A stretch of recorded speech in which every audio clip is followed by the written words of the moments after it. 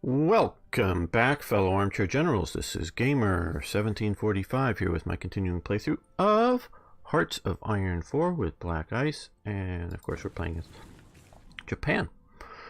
Now, I want to again thank all the great people of the Black Ice team for making one of the best mods out there.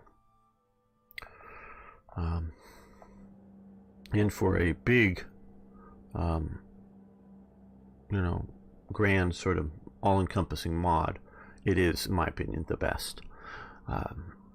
Okay, one thing, and we're starting out not with gameplay, letting that clock go forward and doing things.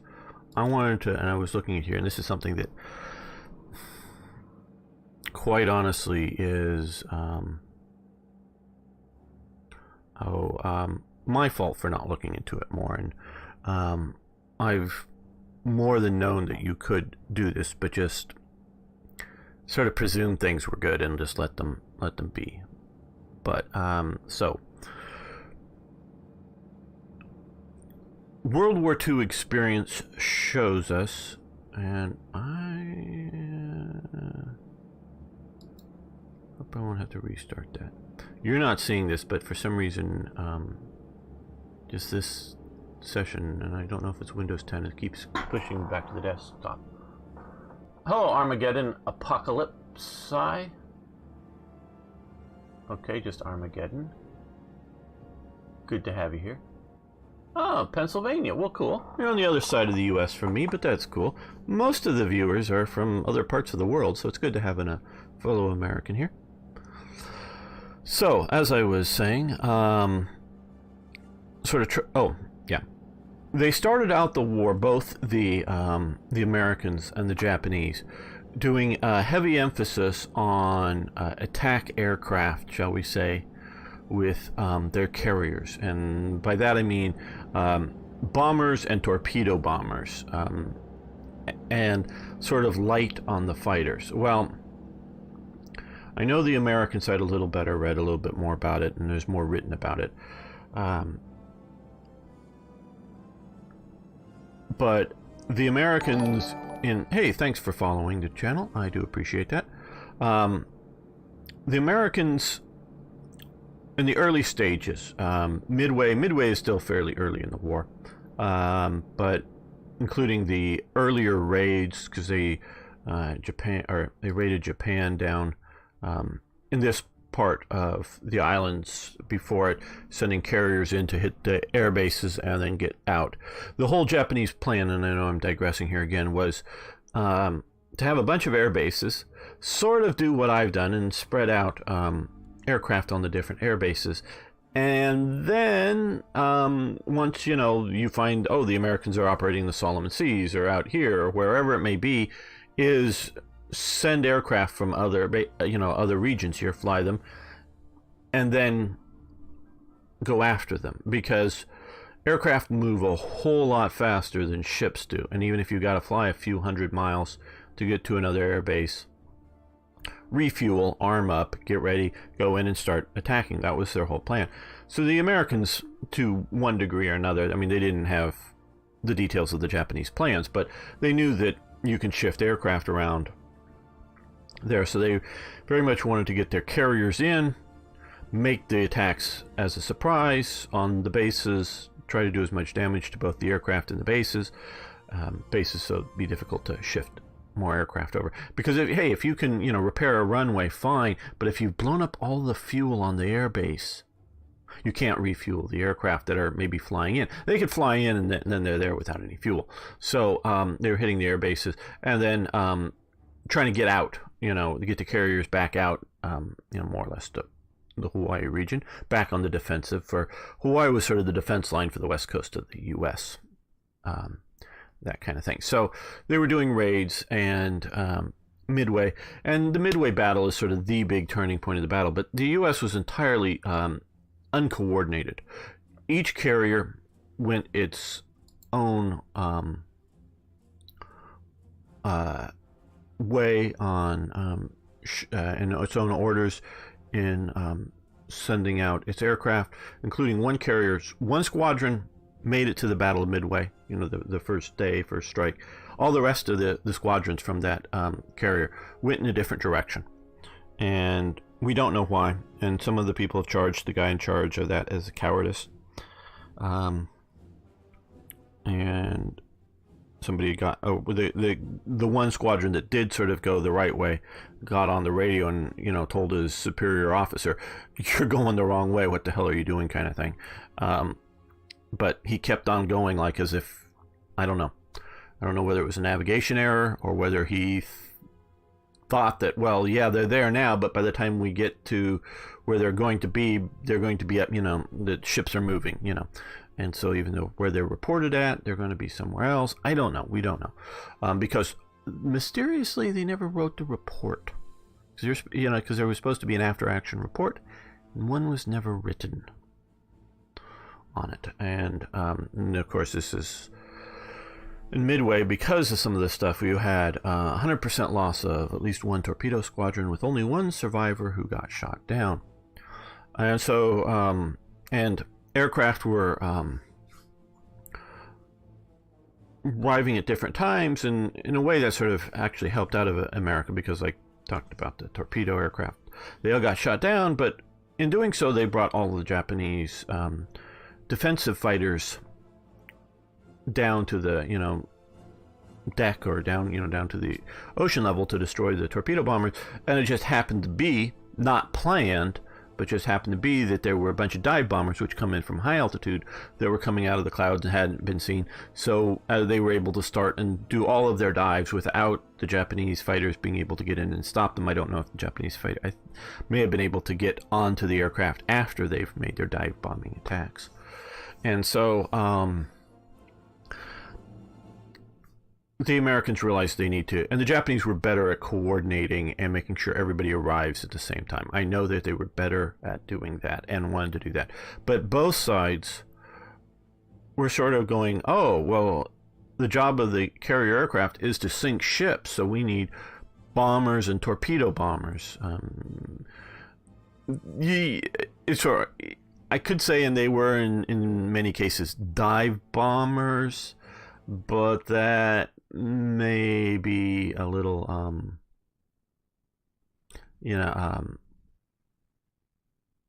not always correct, because not all aircraft that are bombing are able to properly carry torpedoes. Now, torpedo bombers, you can stick regular bombs on them, but they're also not designed to dive out of the air and drop a bomb and then be able to pull up and get out. That's sort of the key thing. Is yes, you can plummet towards the ground and you can release your bombs, but you can't, pull out effectively. And also, one thing a lot of dive bombers have are air brakes, basically to slow you up as you're diving out of the air, so you can better aim the aircraft and to drop the bomb. And then once you do that, you would pull out and then close your brakes so that you can zoom away fast, but you don't want to plummet into the ground is the key. So I'm not paying attention to the hey Arno, the chat just yet. I'll check back in a moment with it. So they were very heavy on that because that was the job of the aircraft. But they found, both sides found in the Battle of Midway particularly, is that they were sending off their air wings, and the Japanese were more or less properly escorting them. The Americans had enough escorting aircraft, but weren't escorting them effectively or at all, really. There was I think a second group of torpedo bombers coming in onto the Japanese. That later group did have some escorts with them, but often the escorts were fewer than the bombers. Plus, the idea is now the carriers. Oops, I hit my microphone thing. Sorry if you heard that. The carriers were now unescorted, which is a bit of a problem. So, no, man, my microphone thing is... Sorry about this.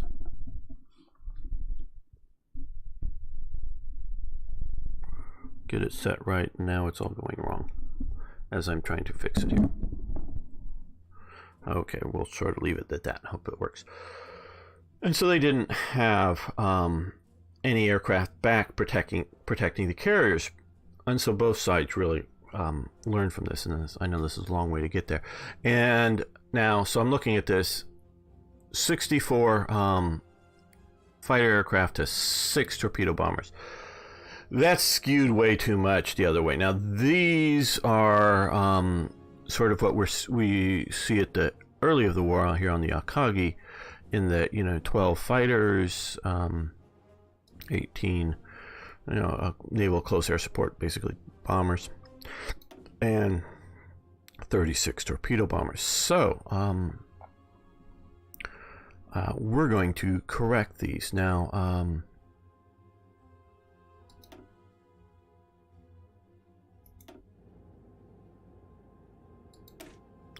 Okay.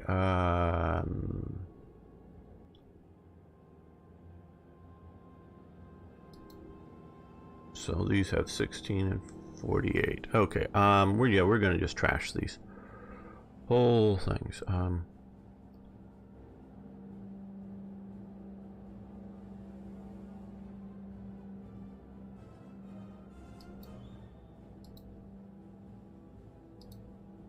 Sorry about that. Coming back. Okay, we're gonna trash both of these. So that'll hold 70 aircraft. So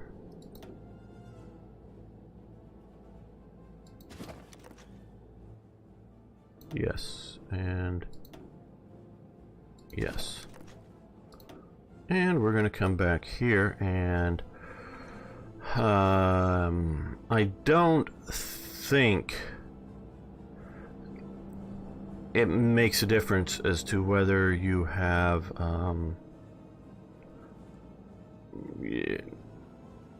all one air wing of a type or two of a type. So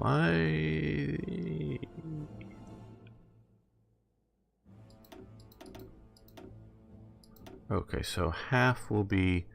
And if you notice, they were a lot of older models, so, and we have plenty of the newer ones, so let's put the newest ones on the ship. I'm happy to have some of the older fighter models, the A5M, which actually, if I'm not, maybe I'm mistaken, the A5M, no, maybe it was earlier. One of the earlier models was not a carrier-based model at all, so we'll do that, okay, and then we will,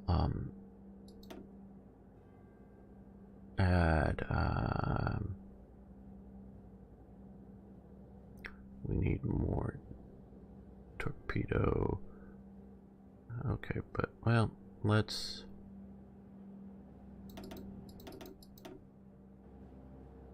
it'll be a mixed. So let's go with 20 of these total. There we go, that's 20. And that will leave us 15 for, here we go, these guys. Yes. Oh, sorry. I want to check the chat here. Okay. Besides the cartoon contest. Nope. Okay. Yes. The Draw Muhammad. My opinion on the Draw Muhammad is it's dangerous. I'm not against people doing it.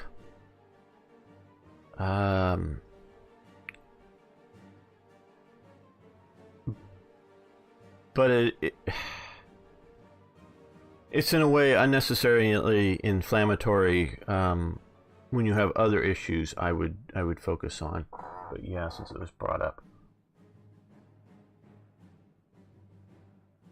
Okay, hey JP, good to see you. Just checking up on the chat here.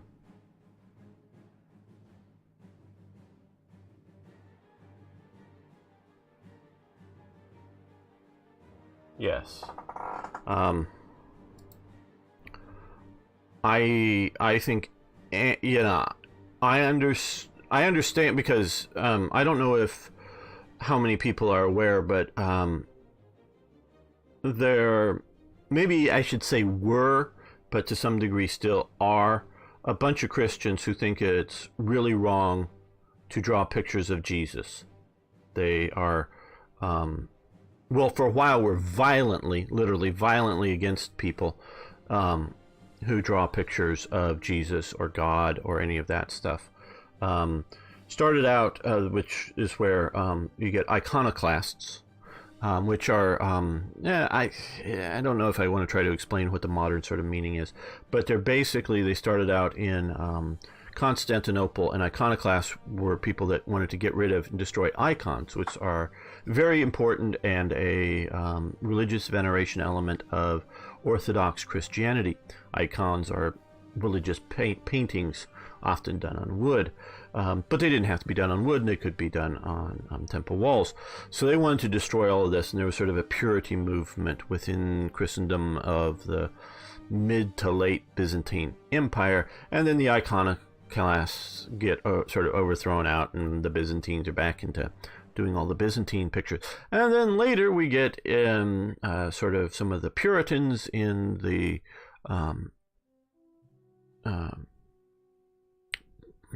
England, but also in Scotland, and there's some of them really go in and during the breakaway from Rome and sort of post that, generations later, during the English Civil War, in which they go into and deface churches, often churches that they're intending and do occupy, and paint over and destroy all Christian iconography, and just leaving pure the cross, no Jesus nailed to the cross, just the cross.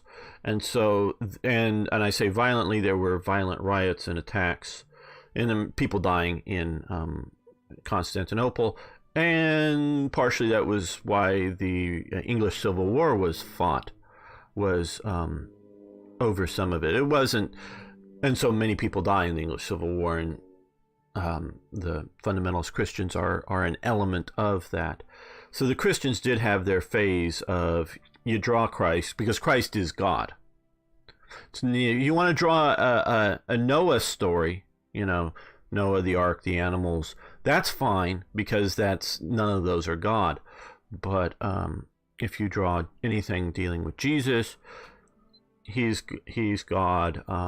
So there was this movement. I am totally fine with people thinking you shouldn't draw because there is, no engraven images of God. Now, of course, I love the Sistine Chapel. I guess I'm an iconicist.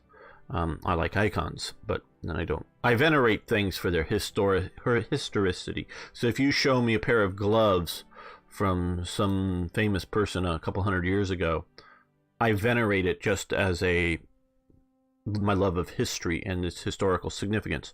I don't venerate something because of that it somehow has religious power, but it may be a religious item from the past. Then I'll venerate it as a treasured piece of the past that means a lot to religious people. So yeah, I'm personally for icons in a way, but I can totally understand and agree with people who don't want to do that. And I know drawing, even amongst the sort of extremists that still may exist out there in Christianity on it, they generally don't want to do any violence to anyone who's drawing God. And so I think it's stupid, ridiculous, wrong, and whatever for Muslims to commit violence against people who want to do this. They want to peacefully protest, and I do mean peacefully, not aggressively. Fine, but more than that is them being wrong. Okay, let's.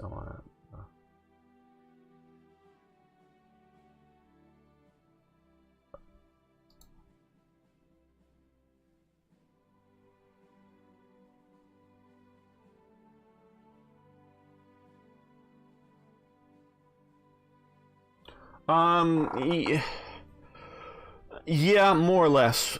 He was a Puritan. I am not the best expert on Cromwell, other than that he is the devil, and I hate his every fiber of his being and every bit of work that he ever did in his life. But yeah, he is more or less on the Puritan. I don't know exactly what sect or what not, but he is that type of person.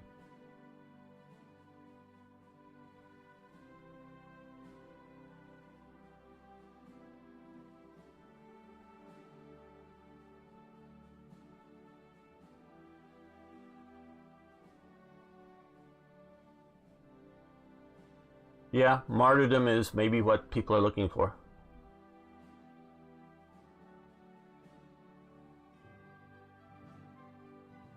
Yes, obnoxious hypocrite, and you're very right about that, IKB, about Oliver Cromwell, who gets rid of the monarchy and establishes a monarchy with his son taking over. And of course, he fights for Parliament against the authority of the king, and they never hold another election and continue to kick out any parliamentarian who disagrees with Oliver Cromwell and his clique.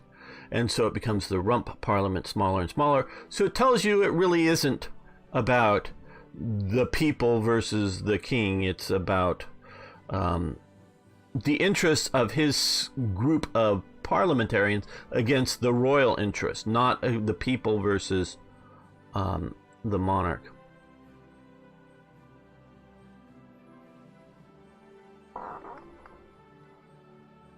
Well, he is not the starter of the English Civil War by any means, but there were a very large number of people killed during the English Civil War, and Cromwell's campaigns in Ireland were bloody, and he sacked towns, cities in Ireland when he took them, and in which large numbers of the citizens were killed because they didn't surrender in time, and then they breached the walls and they charged in. They did large amounts of murder of the general populace of the towns in Ireland that during Cromwell's campaign, because there's the English Civil War, and then there's Cromwell's campaign in Scotland to bring it into line with England. There's Cromwell, and there was a lot, to the point that the Covenanters, the people who the English Civil War is an interesting sort of thing. Basically, before the English Civil War, you called Parliament when you wanted to raise new taxes, and or raise taxes at all, have tax at all. Now, there were some taxes that were sort of permanently set. One of them was a ship's tax, meaning every province along the coast basically had to pay for a ship to keep, like a warship, to keep the country protected. Well, one of the things that King Charles I does is go, well, yeah, okay, coastal provinces, but even if you're an inland province, you're still being protected by the Royal Navy, so everybody gets to pay the ship tax. Every province gets the ship tax. And so, but he can't run his government on the very few taxes, that he does. So eventually and a lot of taxes, you have to renew every time you wanted to do it. It's not like, oh, well, we're going to add new taxes over anything. No, it's just you tax the people and they go away. And then next year you want to tax them again, Parliament needs to redo that. Like I say, there were a few, the salt tax, and there were a few taxes that were sort of, you didn't need to go to Parliament, and the amount was already set. But if you want more taxes, you more or less had to go to Parliament. And of course, if you want to make a change in the law, you need to go to Parliament. So the idea was not to have Parliament in session all of the time. Maybe most of the time, not have Parliament in session. It's just when you want to tax the people or you want to change things, you call a Parliament. Well, so Charles for a long time doesn't call a Parliament. And then,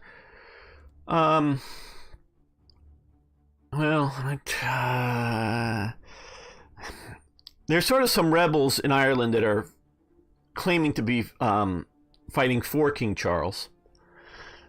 going against the sort of English government in Ireland. And that's sort of screwed up. But mostly it starts up, the big thing starts in Scotland, is that the Covenanter, or King Charles wants to bring all of the Protestants into the Church of England and have the common book of prayer. I disagree with this, and I know we've talked a little bit earlier with Azad's stuff, is the Stuarts sometimes were Catholics and sometimes were Protestant monarchs. It depends on which Stuart you're talking about.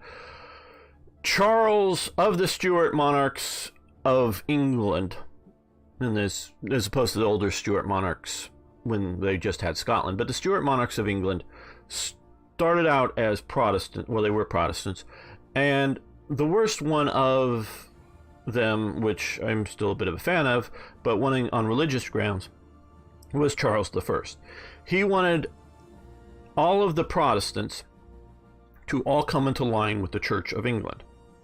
He wasn't attacking the Catholics that were living in the country, either Scotland or in England, but it was all the Protestants were to be Church of England.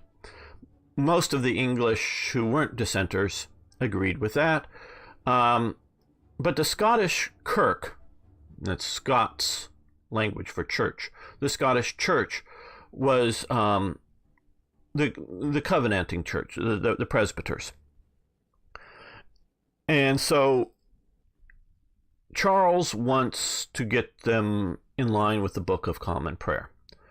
And so he gets some flunky types, religious people, to come up and introduce it into Scotland. Well, there's some violent reactions to this. And I mean literally violent reactions, mostly not deadly, but, violently throwing bishops or whatever out of a church. And all they were coming is to try to preach a different religion into what they saw as their church. Well, eventually this breaks out into military force to either keep certain ministers from preaching in certain prominent churches and protect Church of England preachers preaching in the churches. That with this enforcement and other sort of legal enforcements in Scotland, and at this time Scotland and England are two different countries that have the same king. Sorry, people who thought they were coming here for World War II, but we've now moved to the English Civil War. And yes, I know a lot of these other things, and I want to play other games to talk about some of this stuff. So I'm sorry if this is getting in more into the weeds than you wanted, even the chatters here. So the covenant is a signed document, a covenant, by a bunch of people that are going to militarily oppose this enforcement of the Church of England onto the government of Scotland. So basically a civil war breaks out in Scotland. Well, Charles wants, and initially sends, and he has some military troops and whatnot, is sending his English troops into Scotland to do stuff. Well, he wants to raise taxes to pay for this. He wants to raise more troops, which you have to go to Parliament, because outside of the trained bands and a few other sort of things, mostly, because we remember the ship tax, the ships protect England. The army is seen as an impressive force in England. The English people don't like an army. Compared to like France, look, we need an army to protect ourselves to being marched in from the Germans or from the Spanish or the Italians. The Europeans like armies because they protect them. Britain, the Royal Navy protects them. The army oppresses them. They don't like to have an army. And the trained bands, as it may be sort of saying, they're not musical bands. They're a group of people. They're sort of a militia type force, and the people see them, and they're part-time soldiers. They train on the weekends, do the longbow shooting and the pikes, and as this time we're getting more into muskets. Not everybody has a musket. Like only 1/3 of the troops even ideally have muskets. So that these are part-time soldiers, but they're trained soldiers, but they're still sort of seen as the people's militia, and so. But so Charles goes, okay, we want to get money for this war in Scotland. So he calls a parliament, and the parliament basically goes, you want your money for the war in Scotland? Okay, fine, but first give us these other things, these other grievances. And Charles basically is having none of that. You know, vote me my money. You're willing to vote, even his eventual opponents, you're even saying you're willing to vote my money, so you're not against the money to go do this thing in Scotland, but I'm not going to agree to your other laws. And eventually Charles makes a, and I do sort of like the guy, but he makes some boneheaded mistakes. He sends in some troops to arrest some members of Parliament in the Parliament building. And that's sort of the cause that gets Parliament going. He attempts, because none of them get arrested. They either weren't there, or get away, or delayed, or whatever. And so then they sort of rise up in London militarily against the king. And so then the king, because he sends sort of gendarmerie type guys to go arrest them, or they're sort of pseudo-military types, but they're not the real army, because he doesn't have much of an army. So he then, once the parliamentarians break out into a civil war situation, he then raises his standard at Oxford to call all loyal men in England to his cause to fight Parliament. You know, parliamentary forces that are already actively raising troops and equipment, and they start out with the London trained bands. And so that's how the English Civil War breaks out, and Cromwell is very much involved from day one, but he is initially a minor factor in it. So that's sort of the starting of Cromwell and the English Civil War, which all of you, I'm sure, I'm gonna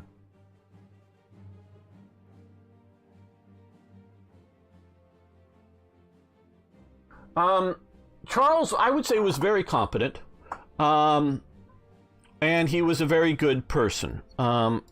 He is infected, shall we say, by the religious bigotry at the time, because you got to realize the dissenters in the Church of England wanted to impose their religion on the sort of the high church people.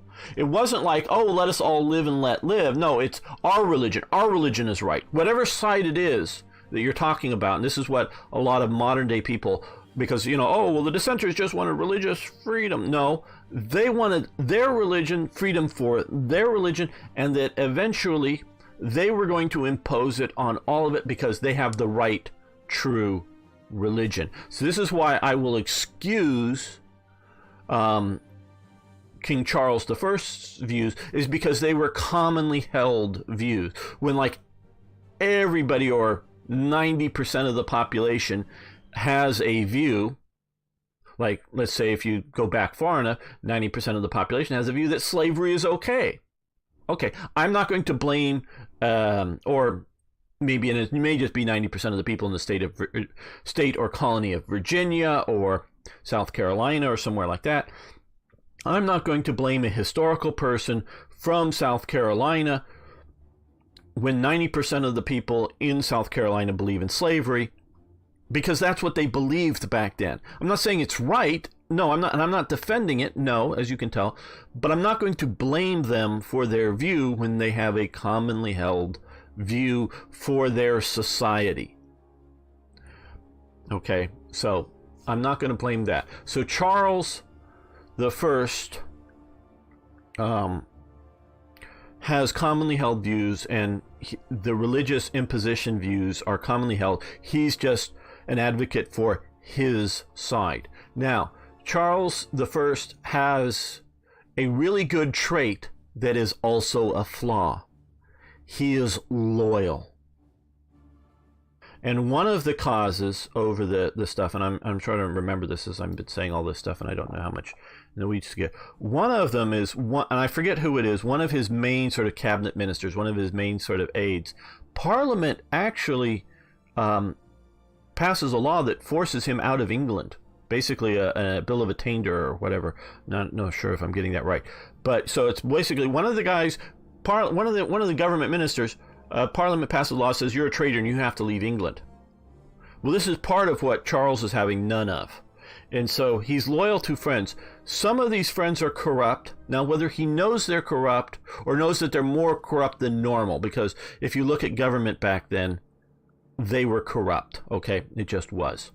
And you've sort of gotten me on the topic, Charles and whatnot. Sorry about all this. And so he's loyal, and so some of these guys are corrupt. Some of these guys are probably a lot more corrupt than he realizes. Because people don't always tell the king everything, you know. And some of these ministers are not so competent in doing their job. And so he's loyal to these people. And it's a problem for him. And this goes on through to the end of the English Civil War, and that he's loyal to some generals that are loyal to him, but just aren't very good.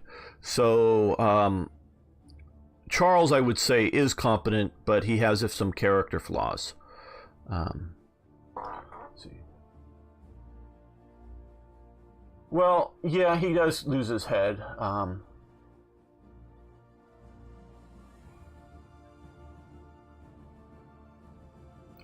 I would disagree with that downward spiral. I have a very big, problem with some elements of Puritanism. It's not just, and this again may be just my view of Puritans, but obviously you can tell I'm not a Puritan, but they seem to be extremists. It's not just because to a point, for the Church of England, and I'm sort of to some degree mixing multiple generations together, to a point, all you had to do is show up. You didn't have to go through any purity test to be a member of the Church of England. You just had to show up to church. And towards the mid to late 18th century, now almost 200 years, no, about 100 years later, all you had to do is show up to church once a year, drop in your sort of tax thingy, it's just a token type thing, and you're a member of the Church of England. Okay, good. And then all the other Sundays you could go to your meetings of your other religious things, your other religious church meetings, but outside of the official churches. They weren't running around like the, which I also have a problem with, the Spanish Inquisition, and making sure that everyone believed the same, and have you ever said any heresy, and torturing people. The Church of England has never gone into that. And so I'm at this, when I'm talking right now, I am not defending any of the beliefs in the Church of England or anything like that. I am defending for its time period, its tolerance, its reasonable amount of tolerance in the individual, so long as you generally... Now, of course, if you are a minister, a church official, there were dogmatic religious concerns that you needed to conform to, but not as just a member person going. So the Puritans were much stricter on that. And so I'm still trying to catch up on the chat here.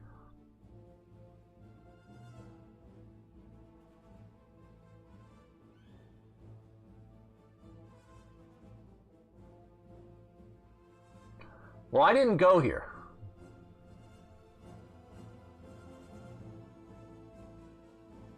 I disagree with the ultimate purpose of the king is to maintain his dynasty and kingdom, but that's another whole talk.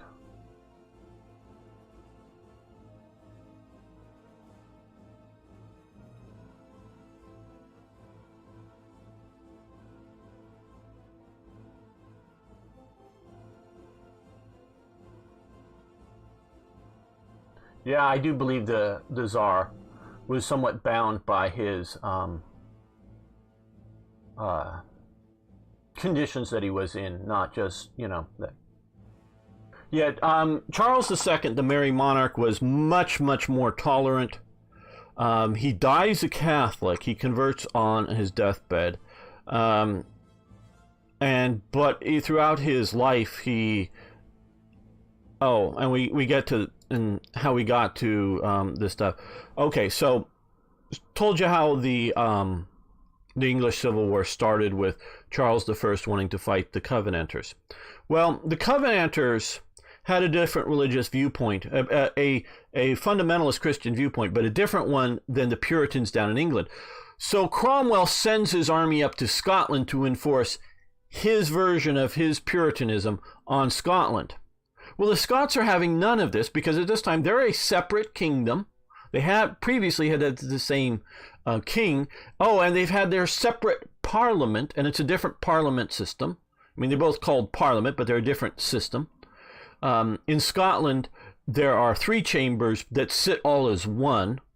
It's sort of weird, meaning there's sort of lords that sit in parliament. There's people elected that sit in parliament. Oh, and then there's the church is also in the Scottish parliament originally.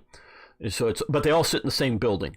In the same chamber, but they're sort of, and they all vote at the same time, but they're sort of, one's representing the nobles, one's representing the church, and the others are representing the people, more or less. It's not the people even, and it isn't pure democratic vote, but that's a whole nother thing, but generally like that. So they have their own country, their own system of government. They've only just for 2 generations now had the same king as England did. Well, and where Ireland was ruled by, as sort of a colonial empire ruled by England. So Ireland had been ruled by England more or less starting under Elizabeth. Well, it started before, but sort of completed under Elizabeth, conquest. Scotland is independent, same king. The Scots are having none of, England ruling them. So they invite Charles II, these people that started out fighting and through the whole English Civil War fighting Charles I, they invite Charles II to Scotland. The Solemn League and Covenant rises up, foolishly bans all of the royalists from joining their cause as well. So the king is only, he corresponds with the royalists and go, in Scotland, just stay at home. They don't want your help. It'll be a problem. They've accepted me as king, and we'll restore it. And trust me, I'm looking out after your interests, but don't show up to the battle. And so the Solemn League and Covenant gets crushed by Cromwell's war machine. And this gets back to Charles II. He then escapes and goes through this whole adventure. And then now he's been raised in England, where his brother James has been raised in France under the Catholics. But he gets saved by the Catholics in northern England and gets smuggled out of Britain to France. And so he gets positive feelings about Catholics and only converts on his deathbed. But he very much, Charles II, is, in my opinion, of a political leader of real power and prominence, is the start of religious toleration in Anglo culture. And I sort of include that in Scotland and Ireland and whatever. So religious toleration, and I'm not saying there isn't somebody writing or thinking about it 100 years before, and I'm not saying there isn't a politician a generation or two before that doesn't have these thoughts, but he is the first guy really in power, really to do something about it. And he promotes religious toleration, including for Catholics, including for dissenters. Now, and you go, oh, dissenters, but he was supporting the Church of England because he was High Church of England most of his life, and all of this stuff, and he really just, oh, wait a minute. Sorry, I forget who our recent person from Pennsylvania, William Penn, the Quaker. Pennsylvania was formed and set up under Charles II as a government-sponsored religious freedom colony for the Quakers to come to America and have a dissenting religion set up there. And Charles was a big fan of this. People don't realize in modern America, they're not taught how royal authority helps bring religious toleration to America. Because you got to remember, the Puritans that show up in Boston at first, they're not for religious freedom either.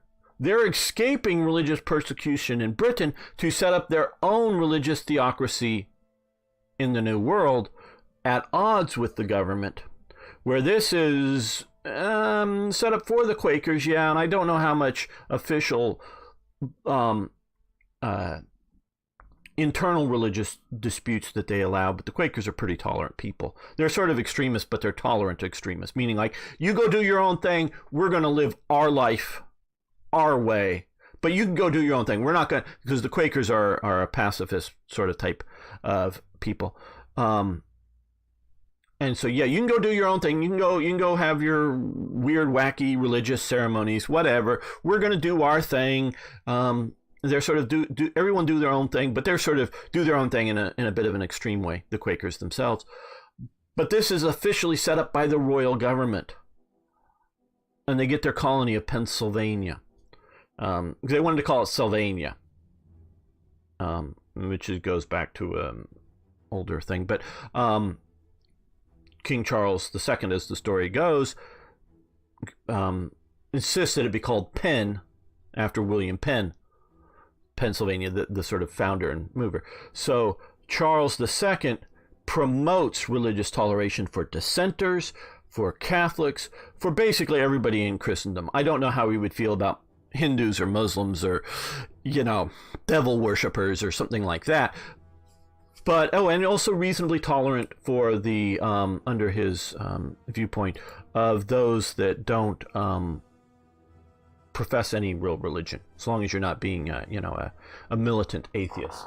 So yeah, we were back on just a little bit more. Okay. Well, people watching later on YouTube, I hope this was fascinating, but we're going to end this this episode on YouTube. Of course, the people in chat, we're not going anywhere. We're just getting started. So, sorry for the off topic. I hope it was fun. I don't know how I'm going to label this episode, if I'll do it justice. Thanks so much. See you next time for more, hopefully more Hearts of Iron.